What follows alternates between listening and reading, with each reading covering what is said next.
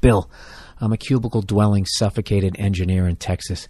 I was rushed through the college machine with all the rest of the cattle, destined to find a job, don some pleated khakis, and live the rest of our lives in a steadily paid servitude of the man. But a few years ago, out of college, and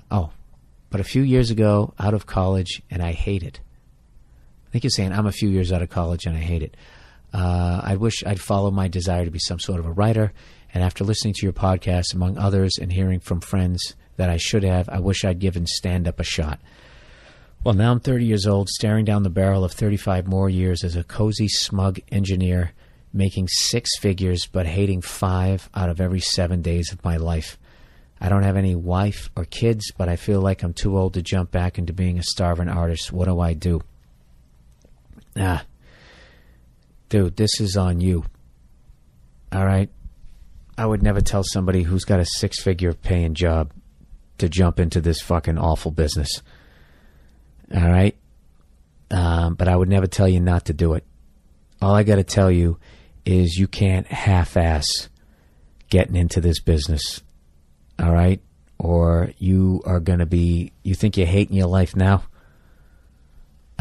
Just picture hating 5 out of every 7 days, except you're making fucking... you're making low 5 figures. And you're old now, and nobody wants to fucking book you. And you don't have any wife and kids. I'm telling you. All right? I'll give you this advice. If you decide to become a fucking comedian, there's no turning back. All right? And you got to go into it.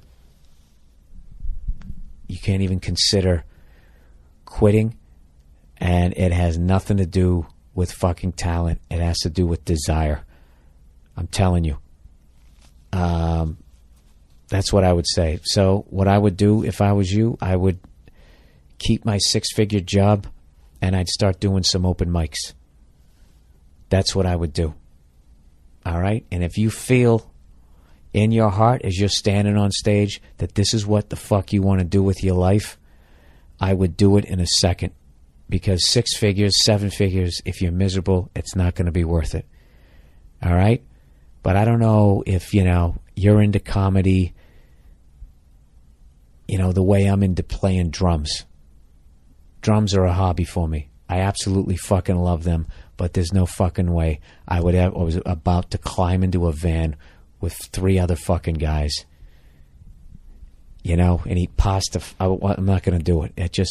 I don't know. I actually played drums, and I realized I didn't have it. I didn't have it as a musician, and I didn't have that drive.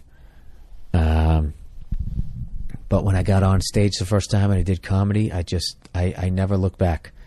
And I was just like, I'm doing this shit. So, there you go. So you have to answer those questions.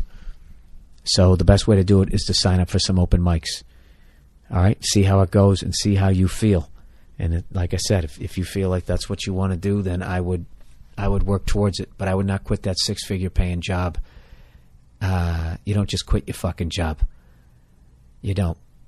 Build up your time so you can swing out of that job into some fucking paid gigs. That's how I did it. I kept my day job until I moved to New York City, and I'd saved up a bunch of money. I had paid off all my bills. I didn't have a car payment. I had nothing, and I moved to New York, and I had a nest egg of fucking money. And yeah, I've told these stories before. I ate fucking spaghetti every goddamn night. 3 pieces of bread filled up my stomach. And I just did stand-up every night. And I just wasn't doing stand-up. I was working towards getting better at it. Analyzing what I was doing wrong. And, but I would never tell you to quit your job. And I would also never tell you that you can't start comedy at 30 years of age. Because you can. All right? So there it is. But the ball's in your fucking court.